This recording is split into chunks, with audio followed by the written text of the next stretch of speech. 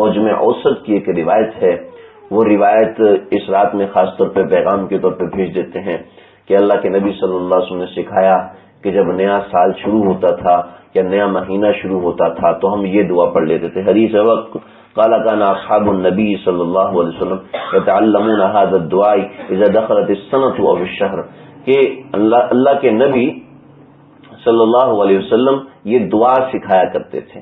اللہ کے نبی کے صحابہ، وکان اصحاب النبی، اللہ کے نبی کے صحابہ یہ دعا سکھایا کرتے تھے اذا دخلت السنة، جب کوئی سال شروع ہوتا تھا، اب الشہر یا مہینہ شروع ہوتا تھا تو یہ دعا سکھاتے تھے اللہم ادخلہ علینا بالامن والایمان، اللہ جی یہ امن اور ایمان کے ساتھ داخل کر دیجیے، والسلامتی والاسلام ورضوان من الرحمن وجوار من الشیطان، کی اس سال میں ہماری شیطان سے پناہ، شیطان سے حفاظت فرمائیے. کتنی اچھی دعا ہے، لیکن یہ دعا منقول نہیں ہے. ٹھیک ہے، یہ دعا ضعیف روایت ہے، اور یہ جو دعا ہے یہ اللہ کے نبی کی طرف منسوب بھی نہیں ہے، یہ ایک صحابہ کا قول ہے، لہذا صحابی کے قول کو حدیث نہیں کہہ سکتے.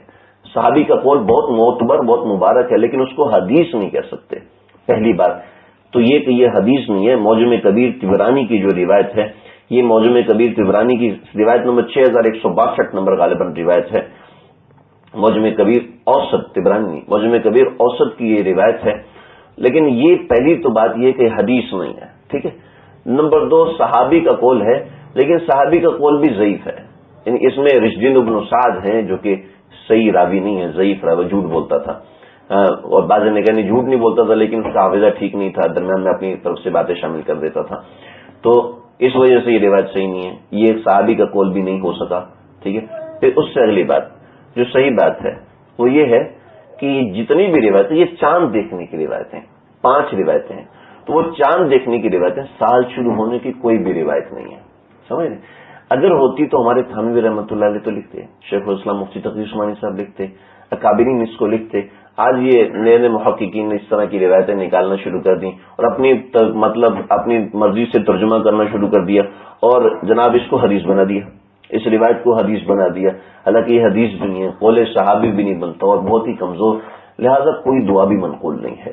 لہذا یہ کوئی کسی کو یہاں پر پریشانی ہو کہ بھئی نئے سال کے شروع میں تو دعا بھی منقول ہے تو سیلیبریشن تو ثابت ہو گیا، کم از کم دعا پڑھنے کے ذریعے سے سیلیبریشن ثابت نہیں ہے.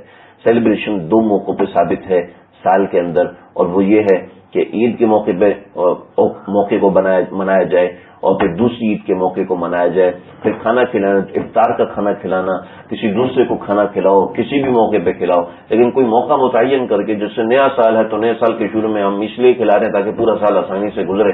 یہ اپنے مرضی سے نکالے ہوئے طریقے ہیں، شریعت نے طریقہ نہیں سکھایا.